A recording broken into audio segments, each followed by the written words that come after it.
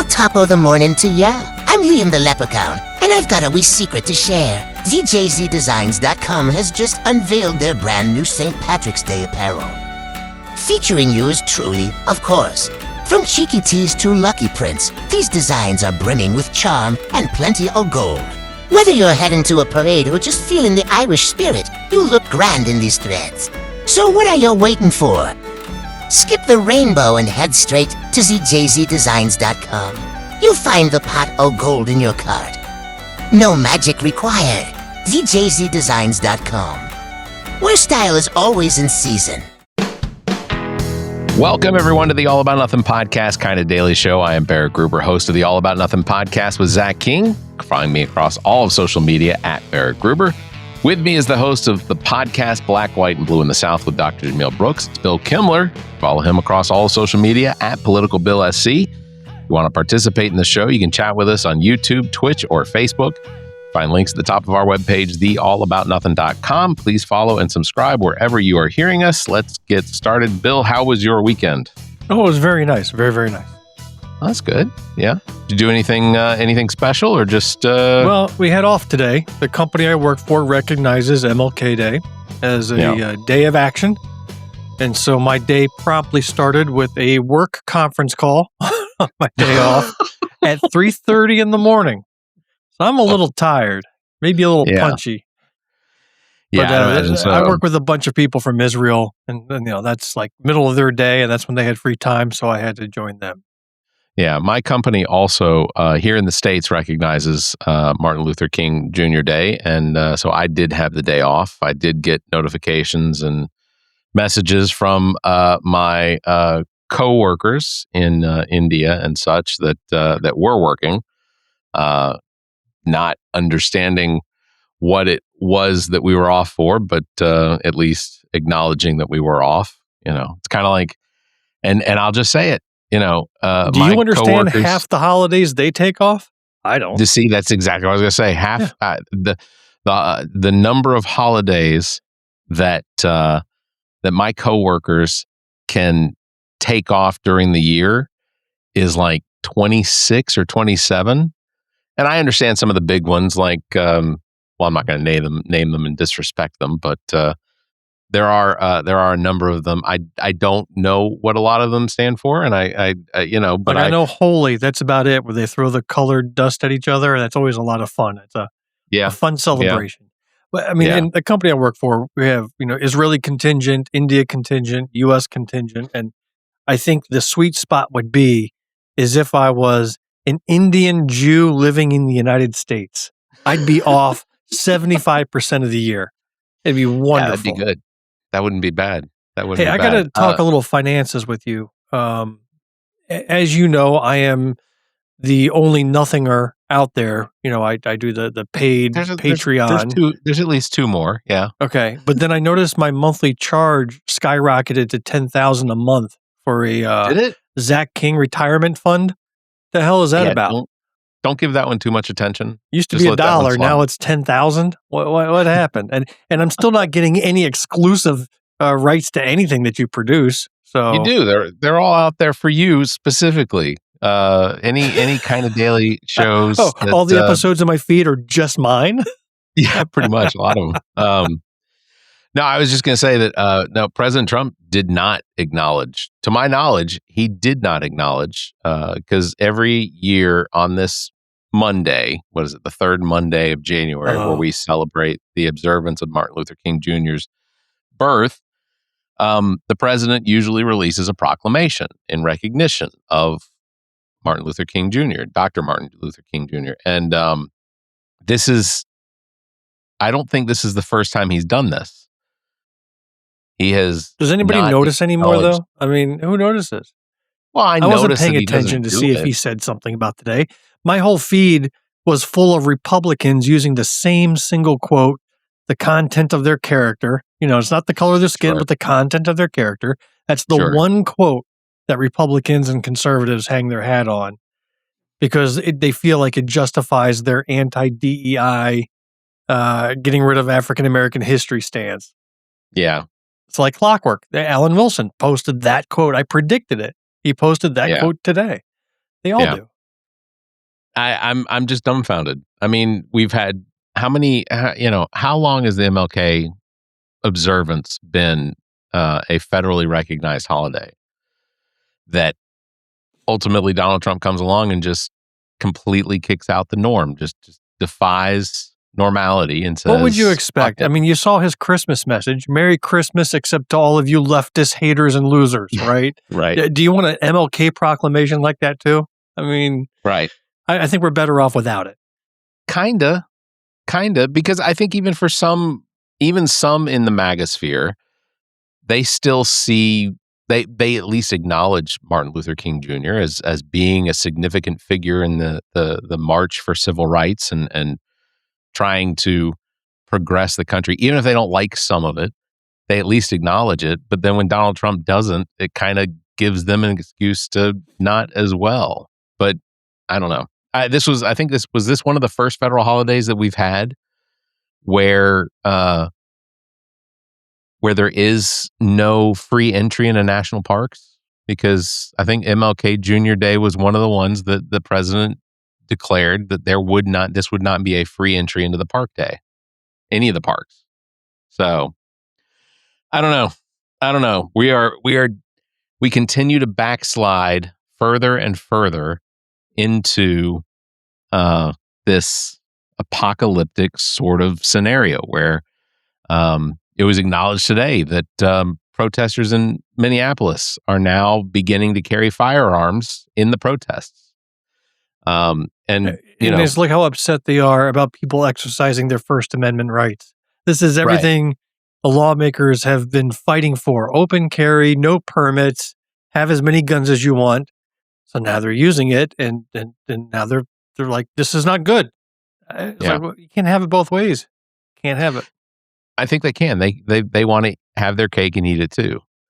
Like, ultimately, we are in a scenario where, yes, protesters are beginning to carry firearms on the outside of these protesters in Minneapolis. And my fear is, of course, that it's going to escalate the ICE officers to begin just holding their firearms. And then somebody's going to start pointing. Well, I mean, not that they haven't yet, but just part of my money's on the civilians. operation. I think they would probably be better trained at firing and working with their weapons than the ICE officers are. Did you see the proclamation from Donald Trump on training for ICE officers? No. That it was 6 months. Now it is 47 days. Oh, that I have seen, yes. Yeah, the 47 days is an acknowledgement of his presidency. The number, he is the 47th president. Well, I got to say that there was this one journalist who applied to be an ICE officer. Did you see her saga? I did. Not only did she smoke marijuana and ingest edibles right before her drug test, but she passed. And not only did she pass, but they hired her without her actually accepting the job offer. I don't get it. It was absolutely insane. They're just taking everybody. That's what it proved. They're taking everybody. Exactly proven. It's ridiculous. Which is why I'm thinking, again, I gave you this strategy early on. You get a bunch of good guys signing up to be ICE officers. Let's get a whole bunch of leftists joining. Yeah. And then just dilute that force. But aren't the good guys out there already with jobs and stuff? Like, how do we do this? That is a problem.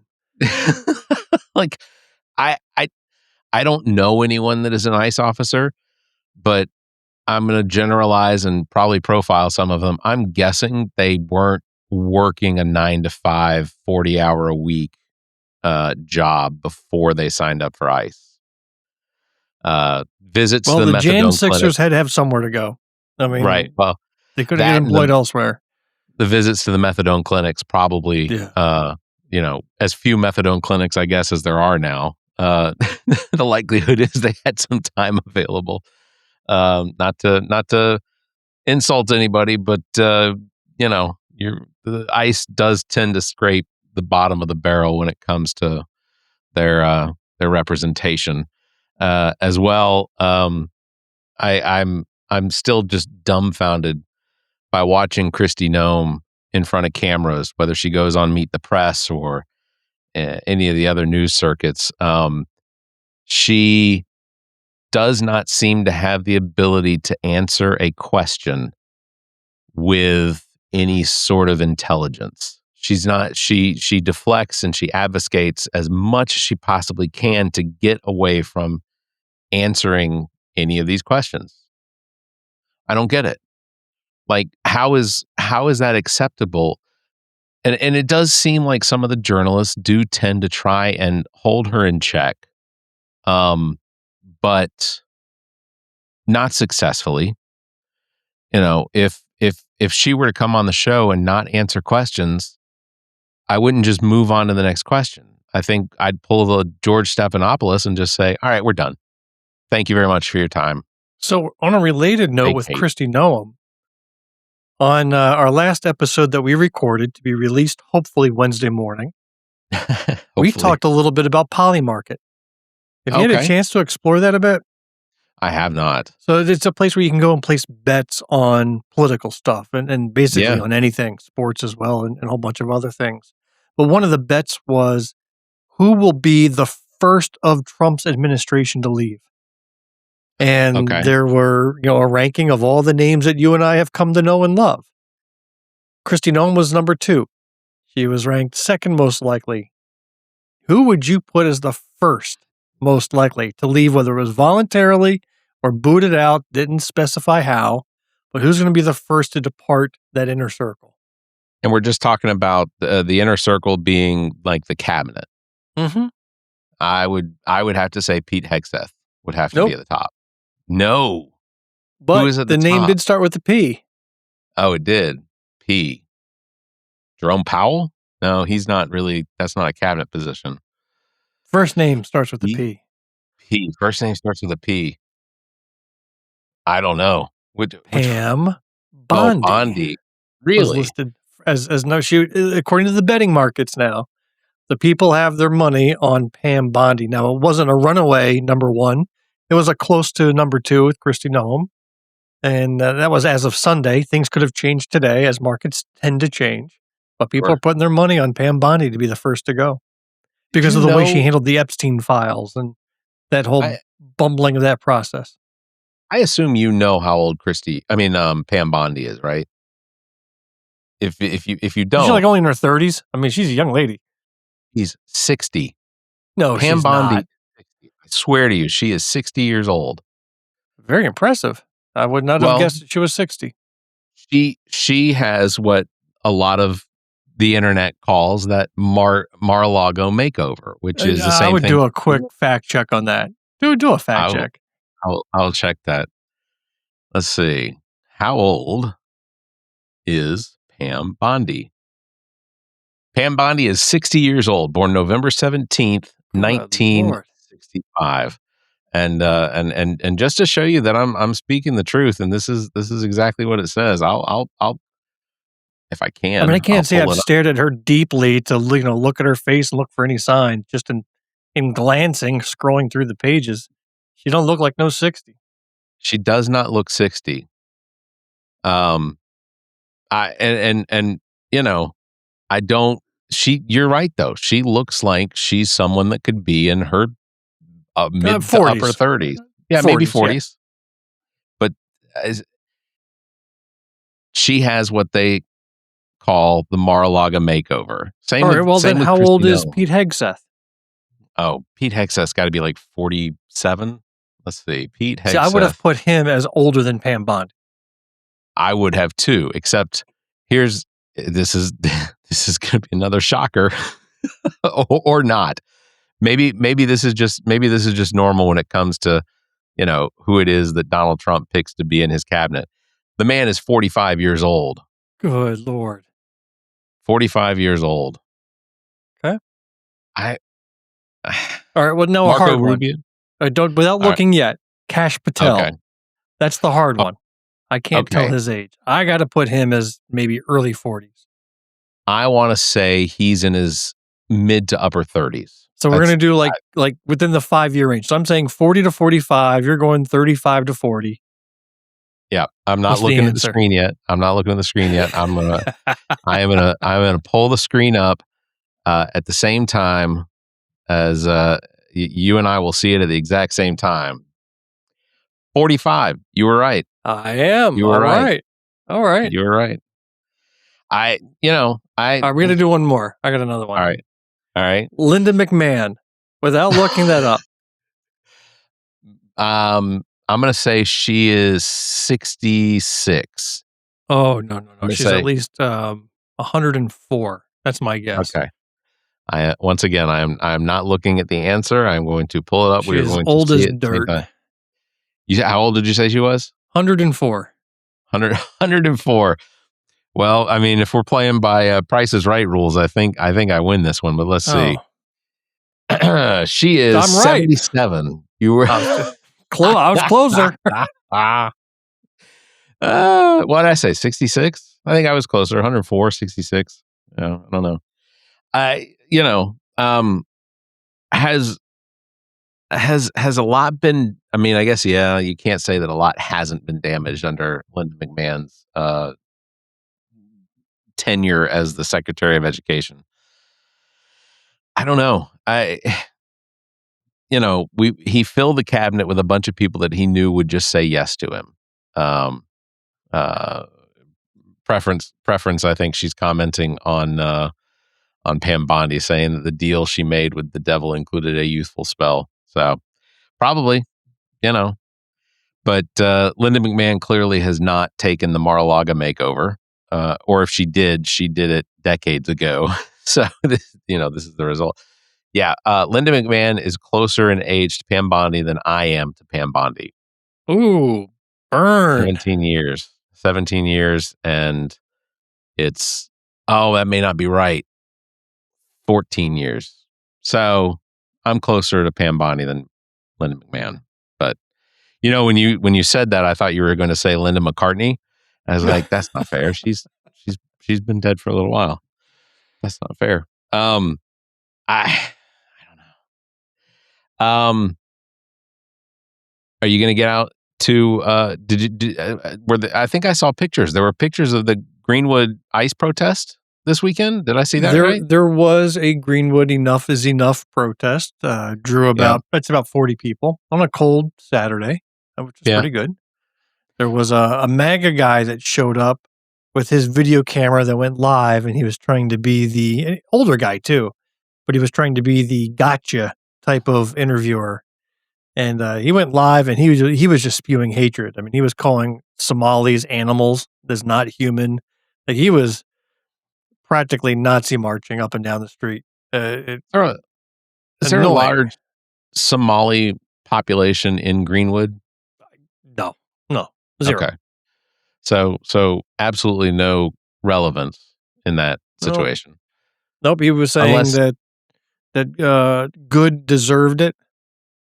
No, got what was coming to her, right? I mean, these are the opinions of the voters, of some of the voters here in Greenwood. There is a podcast that I listened to, and I mentioned it on the episode with Zach last week, I think. That's called The Necessary Conversation, where this guy named Chad and his sister Holly debate their parents, which are both very I've seen that. They do really interesting videos, but the parents are morons. Yeah. And there's no debate to be had. They're arguing with potatoes. Yeah, especially the father. The father, yes. The mother is like Edith Bunker. She's just kind of nice, and everybody just get along. But the father's a real tool. I am constantly amazed at some of the things that the father says on the show, and like, I have attempted to reach out to Chad, the guy that runs that podcast, because I thoroughly want to understand what it is he's trying to do. Like, I know it's get listeners and things like that, but aside from that, the conversations that they have, if I had parents or in-laws or anybody that was that adamant, that could sit there and say that they believed that Renee Good deserved what she had, and anyone else that stands in front of ICE and prevents ICE from doing their jobs also deserves the exact same thing, I don't get it. I do not understand that mentality, and how people can't look at it and recognize that ICE is just Donald Trump's Gestapo. Like, they are they are not deputized. They are not trained in law enforcement tactics. They are just out there terrorizing people. How do you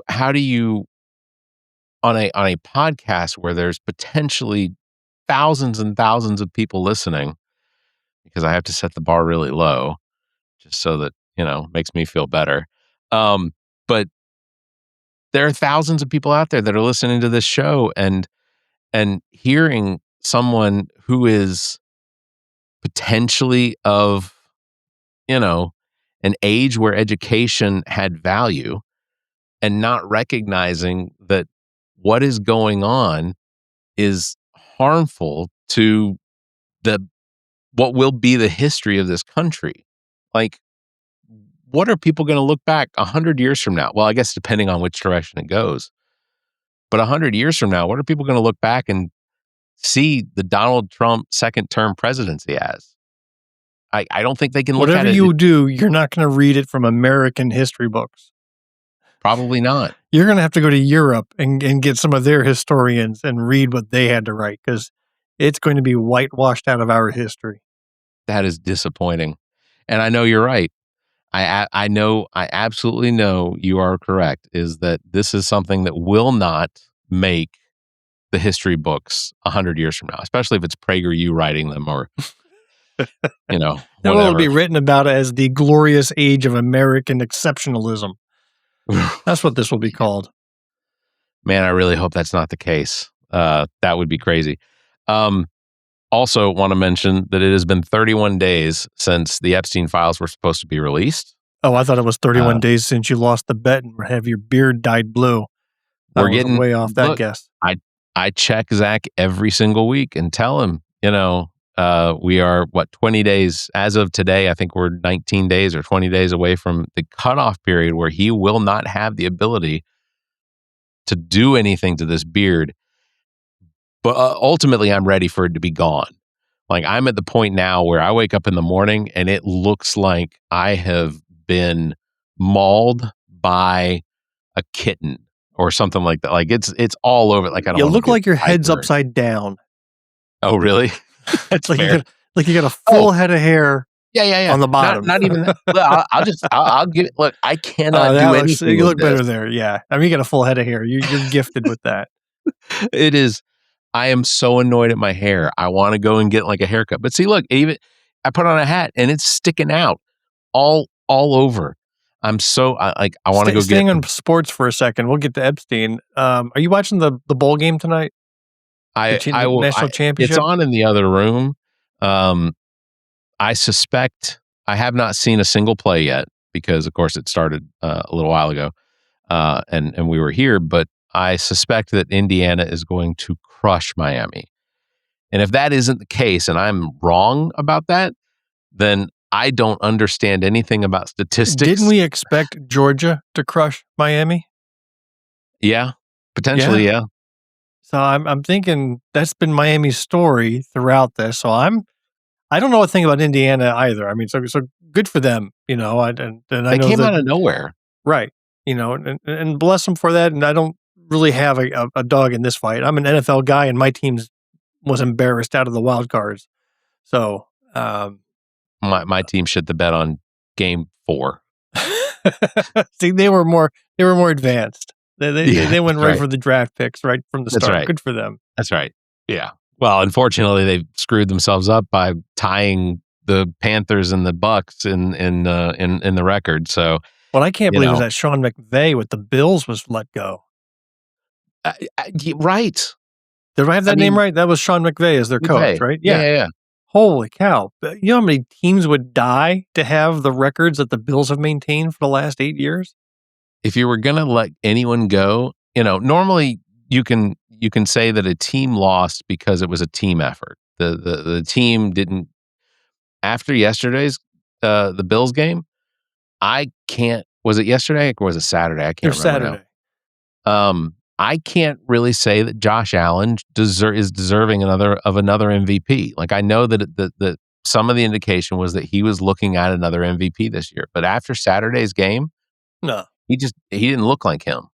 But they were in Denver, took them to overtime, lost in a field goal. I mean, it was a hard-fought game, but Sure. and that was despite Allen's 4 picks, right? He had 4 interceptions. Right. And then you let the coach go? Like, yeah, that's crazy. How? Like, what's the logic there? I thought he was an excellent coach. Falcons held on to their coach for a year longer than they probably need to. And, and they finally let him go. I think we picked up another coach. Matt Ryan's now the president of the Falcons. I don't know, but it's all entertainment, right? Everything between birth and death is entertainment. So, good or bad. Yeah, no. I'm just looking forward to the ice raids during the Super Bowl. They threatened massive ice presence there because Bad Bunny's at the halftime performer, and it's going to be a huge Hispanic contingent there, either performing or watching. And you think so? I just like to see them try ice raids during the Super Bowl. That'll be the entertainment. I suspect nowadays that the only people that are attending the Super Bowl are people that won tickets or people that have some sort of corporate tie that had their tickets purchased for them. True. Because I think I saw like tickets on the 50-yard line or something like $27,000 for a ticket. Like, so 2 tickets is going to cost you. Yeah, the common person can't go on their own. No. I saw a stat today that blew my mind. The average net worth of Americans who are my age, right? The average net worth, this blew my mind. So this is all your assets minus your debts. What are you left over with? At my age of 54, the average net worth is, want to take a guess? I'm going to say 280,000, 300,000. Not a bad guess. Yeah. 1.4 million. Shut up. That is the average. That is the average net worth of a person who's 54. Now, they also said that the wealthy in this nation skew that average tremendously. If you look at the median as opposed to the average, now median means half the people above, half below. Right. It does drop down to like 250,000 is the median. But that just tells you how wealthy the ultra wealthy are to be able to pull the average that far from the median to 1.4 million. Fuck, that's just too wealthy. So I wonder how much of an impact one Elon Musk plays on that. Right.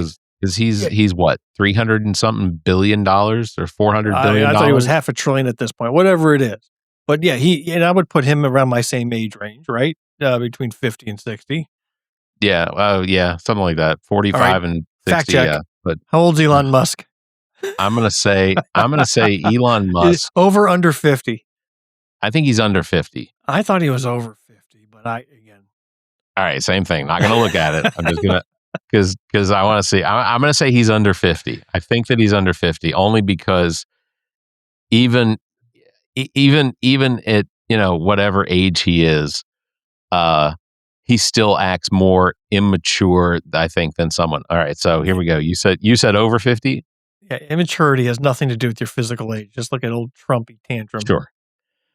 Just so everybody knows, this episode is not sponsored by Kashi, which is the one of those online betting things. Right. But Kashi, if you're interested, come along. He is 54. Good job. Yes. Good job. That made up for my Linda McMahon 104. So he's the same age as me, right? 54 was it? Yeah. Same age. And so his $500 billion is really yanking that average net worth up well past what the median American has. Oh shit, I was way off. And I get that this isn't actual value like liquid money. I was way off, and this is embarrassing. $717.5 billion. He is well on his way. I just know that they've always tapped him that he, is close to being the world's first trillionaire. And so you're right. What if you took that one Elon Musk out of the equation? Does that 1.4 million average drop down to 400,000? Like, can one person pull that much weight? It could very well be with $750 billion, that tends to skew the averages a little bit. I don't have much in the way of debt because house is paid off. I don't have any credit cards. That's just the lifestyle I chose to live from 2009 on. You're saying you don't have credit cards? You don't have credit card debt? I have one credit card that does not carry a balance. If I Okay. use it, it is extremely rare. I don't even carry it. Because after 2009, I just decided, if I don't have the money for something, outside of the basic needs of, food, shelter. So everything you do is with the debit card. Yeah. Or cash. If I have cash on me. Or cash. Now, I mean, I use my credit card all the time and everywhere. I also pay it off every month. So I maintain a zero balance and I earn, the points and rewards and I get back. I use Discover. I've been a Discover carrier since college. So I get back maybe $600-$700 in gift cards at the end of the year. I cash out of those points. But at the same time, just in terms of what I'm paying extra with these service fees, at restaurants and so on, where they charge you an extra percentage because you used a card, I'm sure it all cancels out. But I'm wondering if I decided to just stop using my credit card, could I just use my debit card for everything that I would have used a credit card for? Maybe. I guess I would hate to keep typing my PIN number everywhere. That's annoying. I do that. Yeah. But aside from that minor inconvenience, what's the difference? I don't know. Mine wasn't because I thought that there was more of a benefit to me doing it that way. It was mostly because I had someone attached to me that ran up a lot of debt before we became disconnected. And that was a travesty to clean out and fix. Yeah. And I made the decision, like, what do I need credit for if I can just pay it with cash? So Trump issues this executive order that says credit card interest rates are going to be capped, right? And that's but this is also the same president that took Biden's executive order capping bank overdraft fees. They got rid of that right away. Right. So which is it? Are you helping consumers or are you not? What? Well, why is your thing better and that other thing not? I don't get it. Well, it's not, because ultimately, if he was really trying to help consumers, what he would do would just would put a moratorium on the fees and interest rates and things like that. Just put a stop to it altogether, which he cannot do. Like, ultimately, Congress can't really do this. If somebody decides to sign up for a credit card, even though it has an interest rate that's going to explode from 7% to 30%, that's on them. They didn't read the details. I do recognize that that's the kind of same logic that's used for student loan debt repayments. Oh, they didn't read the details. Screw them. Exactly, but I also recognize it's still predatory. You can't expect people that don't have the ability to cover what they need now, and expect that they're not going to take some sort of a handout for now, hoping for a better future. It's going to happen. It's how people think. It's instinctual at this point. And the credit card companies and the loan companies have taken advantage of the fact that people think that this is temporary and they'll climb their way out of it.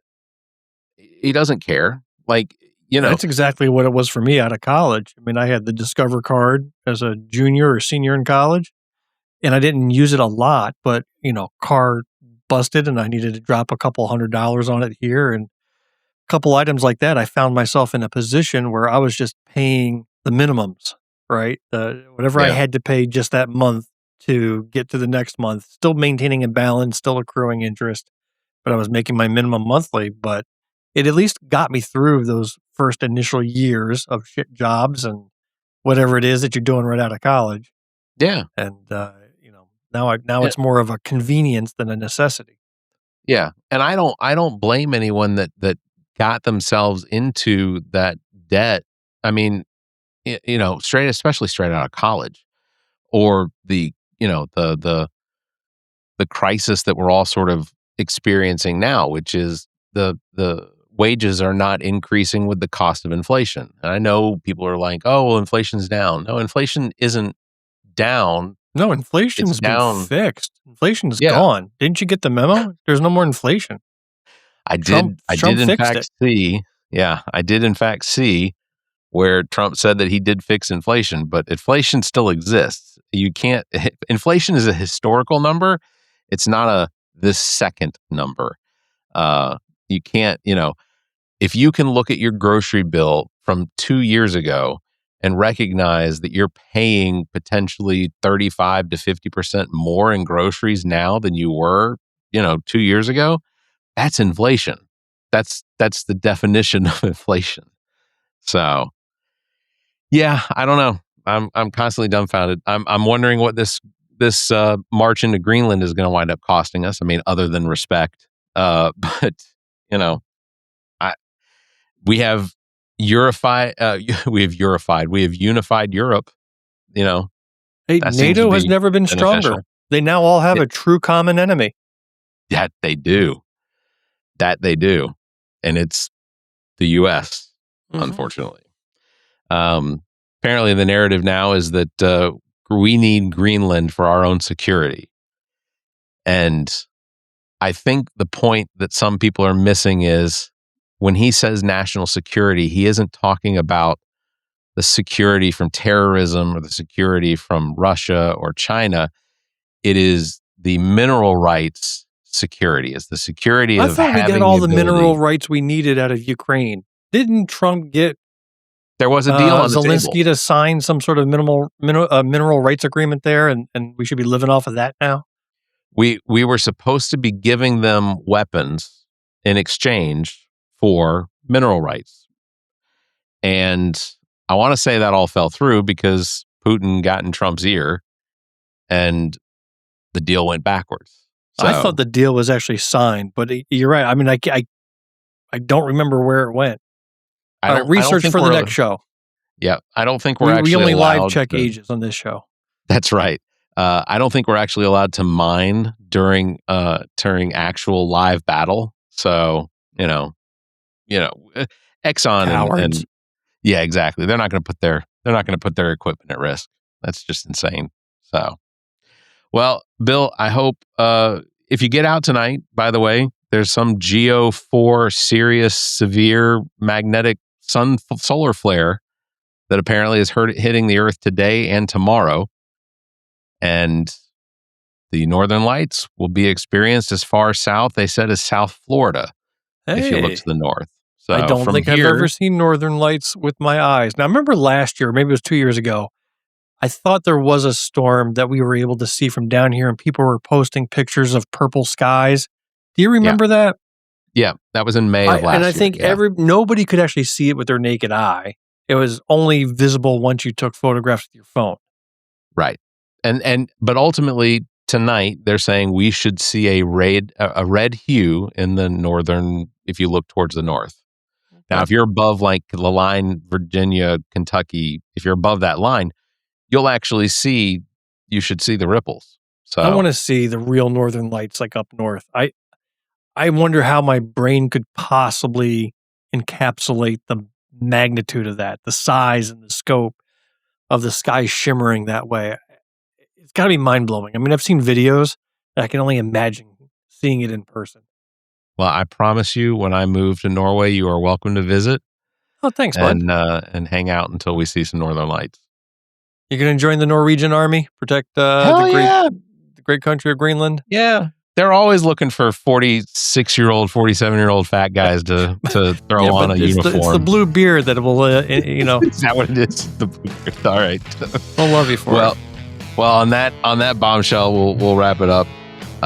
Bill is going to sponsor me on my trek to Norway to join the Norwegian army, protect the Dutch and the Greenland. Go up there and get some Norwegian wood. That's fair. All right, I'll do it. Don't worry. That's not a bad idea, too. All right. It's going to wrap it up for this episode. Big thanks to everybody for watching. Thanks for listening. Don't forget, you can follow Bill at PoliticalBillSC and myself at Barrett Gruber. Thanks for liking and hitting that bell. And if you can, give us a 5-star review and leave a comment. Until next time, you all stay safe, be kind, and keep your hands to yourself. The preceding podcast is solely owned by the host or hosts and is distributed by Big Media LLC. Copyright 2026.